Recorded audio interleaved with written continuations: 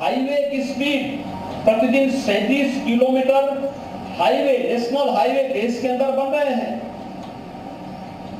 लोगों की सुविधाएं बढ़ी हैं और पहली बार सपना साकार हो रहा है कि हवाई चप्पल पहनने वाला भी हवाई जहाज की यात्रा कर सकता है। पब्लिक ट्रांसपोर्ट के लिए इलेक्ट्रिक बस भी है तो मेट्रो भी है।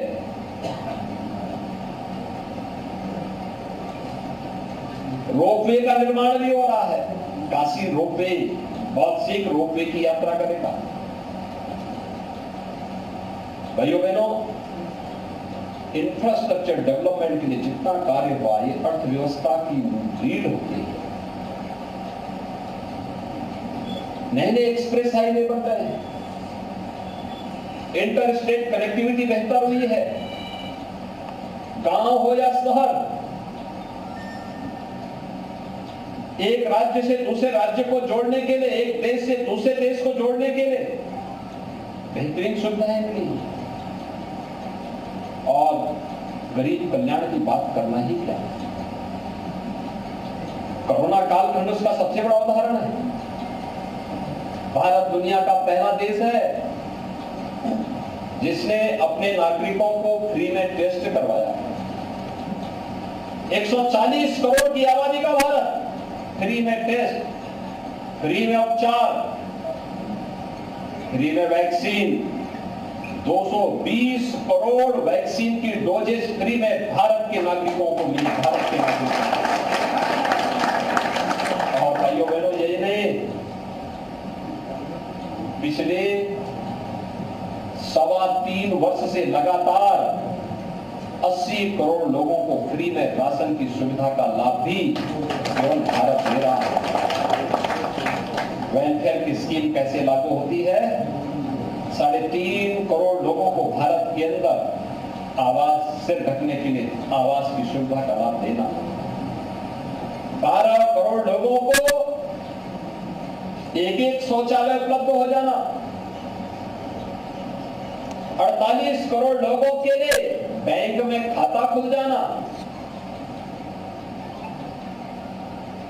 भाइयों बहनों, 50 करोड़ लोगों को आयुष्मान भारत की 5 लाख रुपए की स्वास्थ्य बीमा का कवर मिल जाना।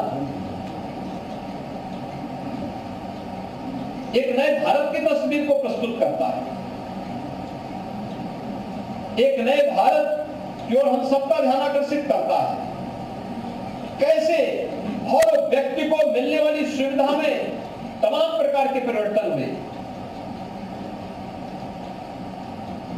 महिलाएं हो, उनके सशक्तिकरण के लिए उठाए गए कार्यक्रम, या नौजवान हो, उनके लिए उठाए गए कदम, चाहे वह स्टार्टअप इंडिया का हो, चाहे वह डिजिटल इंडिया का हो, मेक इन इंडिया का हो, महिलाओं के लिए मिशन शक्ति से लेकर के मातृ वंदना योजना और तमाम प्रकार की योजनाओं के माध्यम से उनके जीवन में लाने के परिवर्तन लाने के लिए जो कार्यक्रम उठाए गए हैं। किसानों के लिए प्रधानमंत्री फसल बीमा योजना से लेकर के स्वास्थ्य हेल्थ कार्ड की योजना हो, प्रधानमंत्री कृषि सिंचाई योजना हो, और पहली बार हो रहा है कि 12 करोड़ किसान भारत के अंदर प्रधानमंत्री किसान सम्मान निधि का लाभ प्राप्त कर रहे हैं। 6,000 रुपए सालाना हर किसान के खाते में हर वर्ष जा रहे हैं। यह पहली बार हो रहा है। एमएसपी लागत का 1.5 गुना दाम हर किसान को प्राप्त होगा, यह पहली बार हो रहा है। नए उद्योग लग रहे हैं। इस ऑफ डूइंग बिजनेस में भारत की रैंकिंग में व्यापक सुधार हुआ है। ये नया भारत है। और भाइयों बहनों, ये सब जो प्रयास हुए हैं और वैश्विक मंच पर भारत की प्रतिष्ठा को बढ़ाता है। मोदी जी के प्रति दुनिया का नजरिया बदला है। उन्होंने वैश्विक लीडर के रूप में आज उन्हें मान्यता मिली है। और काशी का यह सौभाग्य है कि देश की संसद में मोदी जी काशी का प्रतिनिधित्व करते हैं।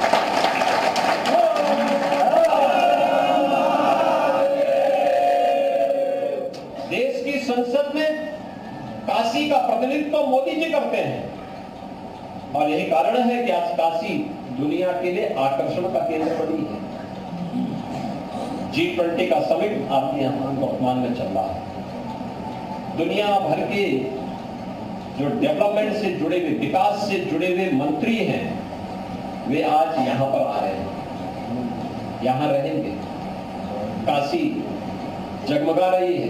एक बार फिर से जैसे देव दीपावली के अवसर पर काशी की जगमगाहट देखने को मिलती है, उसी प्रकार की जगमगाहट एक बार काशी के अंदर है। इससे पहले अनेक सम्मेलन यहाँ पर, काशी तमिल संगम का आयोजन यहाँ हुआ था, काशी तेलुगु संगम का आयोजन यहाँ पे हुआ था। काशी में इससे पहले अनेक ऐसे कार्यक्रम हुए हैं जिन कार्यक्रमों ने काशी को एक नई पहचान दी, काशी को एक नया आकर्षण का केंद्र बनाया है। आज दुनिया का हर देश काशी के साथ जुड़ने के लिए तत्पर है। दुनिया की सबसे प्राचीन नगरी के रूप में काशी की इस पहचान को जोड़ने के लिए तत्पर है।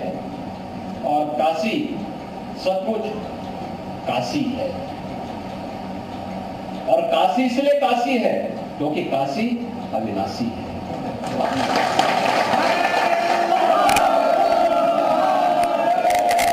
काशी को जो उसकी पुनर्प्रतिष्ठा और पहचान दी है प्रधानमंत्री मोदी जी ने, आज उस पर हम सबको गौरव की अनुभूति होती है। आज उत्तर प्रदेश प्रधानमंत्री मोदी जी के मार्गदर्शन में तेजी के साथ एक बीमारू राज्य से उभर करके देश की दूसरी तीसरी अर्थव्यवस्था के रूप में अपना स्थान बनाया। भाइयों बहनों, ये चीजें दिखाती है कि जो राज्य कभी बीमारू था, उस राज्य ने आज अपनी एक नई पहचान बनाई है। वह राज्य आज विकास के पथ पर अग्रसर हुआ है। वह राज्य सुरक्षा का एक मानक तय कर रहा है। और मैं तो इस बात को कहता हूं कि वास्तव में उत्तर प्रदेश आज जिस मार्ग का अनुसरण कर रहा है, अगर इसी प्रकार से करता रहेगा तो उत्तर प्रदेश के बारे में प्रधानमंत्री मोदी जी का जो कथन है कि उत्तर प्रदेश में भारत की ग्रोथ इंजन बनने की सामर्थ्य है, उत्तर प्रदेश अगर इसी पथ पर अग्रसर रह करके विकास का पथ का अनुगमन करेगा तो उत्तर प्रदेश भारत के ग्रोथ इंजन के रूप में अपना स्थान जरूर बनाएगा। और उस दिशा में हम सबको मिलकर के प्रयास करना होगा।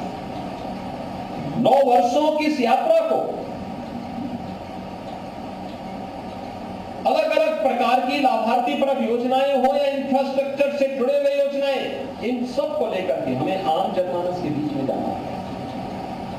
नौजवानों को बताना होगा, महिलाओं को बताना होगा, किसानों को बताना होगा, व्यापारियों को बताना होगा, श्रमिकों को बताना पड़ेगा, बार बार बताना पड़ेगा। हर तबके के लोगों के लिए शासन की योजनाएं हैं, इन योजनाओं के बारे में जानकारी देनी पड़ेगी और उनको बताना पड़ेगा कि जो कभी नहीं हुआ वो अब हुआ है। और लगातार इन योजनाओं के बारे में जब हम आगे बढ़ेंगे तब लोग बार बार इन योजनाओं के बारे में जब जानकारी लेंगे, उनको लगेगा कि हाँ ये चेंज, क्योंकि हम यहाँ रहते हैं, हमारे सामने सारा चेंज हो रहा है, हम आज महसूस करते हैं। और चूंकि एक बदलते हुए परिवेश में फिर हम लोग भूल जाते हैं, मान लेते हैं प्रक्रिया का हिस्सा नहीं। जो काम 70 वर्षों तक नहीं हुआ वह 9 वर्ष में प्रधानमंत्री मोदी जी ने करके और इसलिए कृतज्ञता ज्ञापित करने का एक अवसर देशवासियों के सामने है कि 9 वर्ष की अभिनव योजना में जो भारत को दुनिया की बड़ी ताकत के रूप में स्थापित कर रहा है, हम सब भी राष्ट्र यज्ञ के इस अभिनव कार्यक्रम के साथ जुड़ करके प्रधानमंत्री मोदी जी के इन कार्यक्रमों का अनुसरण कर सके। इस दृष्टि से यह एक टिफिन बैठक प्रधानमंत्री जी की प्रेरणा से हर विधानसभा क्षेत्र में उत्तर प्रदेश के अंदर प्रारंभ हुई और मुझे प्रसन्नता है, मैं देख रहा हूं हर एक जगह हर विधायकगण, माननीय सांसद, अन्य जनप्रतिनिधि टिफिन बैठक के माध्यम से कार्यकर्ताओं को आपस में जोड़ने का कार्य कर रहे हैं।